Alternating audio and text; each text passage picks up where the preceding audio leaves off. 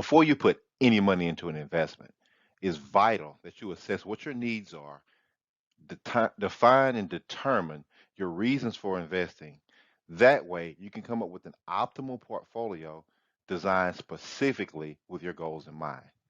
Here, we're going to help you with our investor scorecard develop a proper investment strategy. All investment strategies start off with one thing. I cannot emphasize this enough. You must invest with your end goals in mind. Those goals can be anything ranging from retirement, college education funding for children, a myriad of other different investment goals. But always be mindful of that goal when you're investing. It'll determine what investment vehicles you want to use, the amount of time you're going to leave your money invested, how much risk you're going to take. All sorts of things are determined based on your goals. Keep your goals at the forefront. Now, where to begin? Well, the first thing you need to do is select an account to invest your money in. And my recommendation is looking at the balance you'll be bringing to the table to help you determine what type of account best suits your needs. Now, an online brokerage or any brokerage account for that matter will accommodate you pretty much no matter what balance you're going to open the account with. Whether it's a couple $100 and you can only buy one share of a particular ETF or something of that nature, whether it's over $1,000 but less than 10, or you want to have a mutual fund portfolio that's somewhat diversified. An online brokerage can do both. A mutual fund company can be there for you if you want a portfolio, usually over $1,000. Some mutual funds have minimum, so starting off with a $50 or $100 may not work if you're looking to do an exclusive mutual fund portfolio.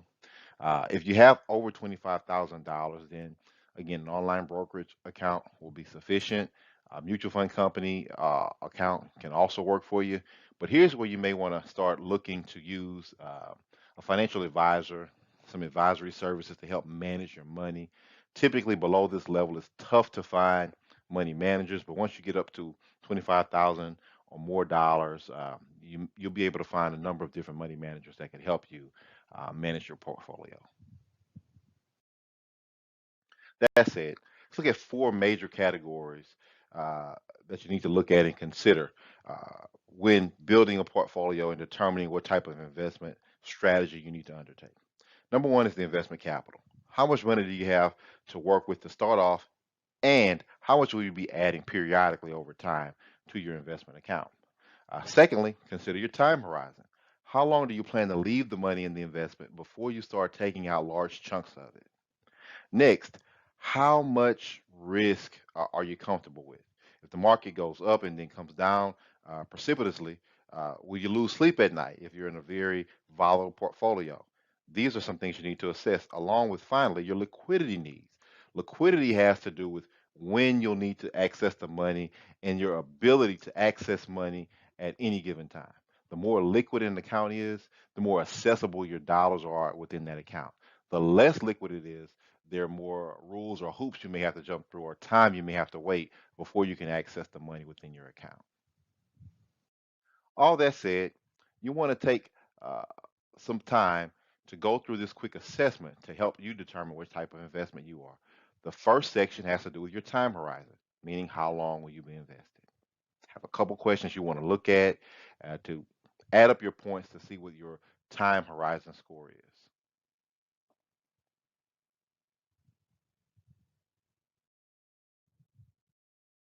Once you've answered the questions, you're going to want to enter in the total time horizon score here so you can keep it for your records.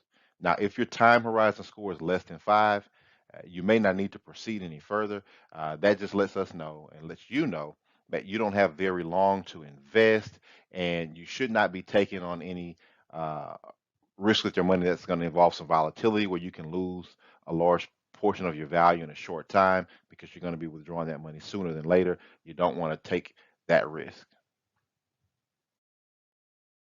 Now, once you've tabulated your time score, we want to look at your risk tolerance. These are the two major components to help us determine what investment strategy best suits you personally. So, the next slide, we'll get into the first portion of questions pertaining to risk tolerance. So let's take a look here and determine how you would describe your knowledge of investments, what you do when you invest money, or what you want to do, or what you're concerned about when you invest money, and the type of investments you've owned.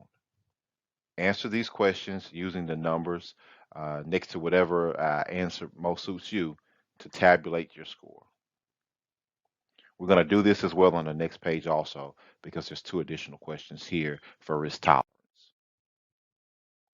The first of which is going to involve you looking at a scenario of a 25% loss in a short period of time and what you would do.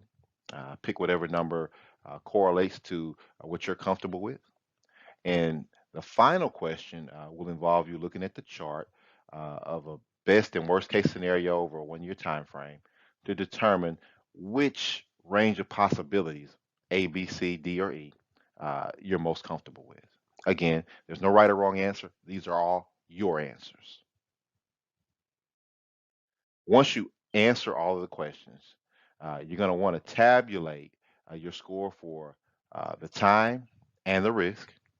And then you're going to graph it here. And wherever you fall will determine whether you're conservative, moderately aggressive, or an aggressive portfolio investor. Your risk tolerance score will be across the y-axis, or I'm sorry, the x-axis across the top. And your time horizon score is going to be on the y-axis that's vertical. Based on where you fall with your allocation strategy, that'll let us know and let you know how you can best build a portfolio that most suits you from a diversification standpoint. How much fixed income should you have in your portfolio? How much equity exposure should you have in your portfolio?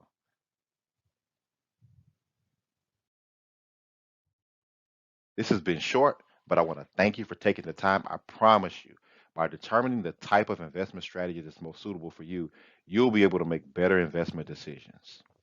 As always, with Mr. Darson's courses, thank you for your time and come back. We really want to help you become the master of your money.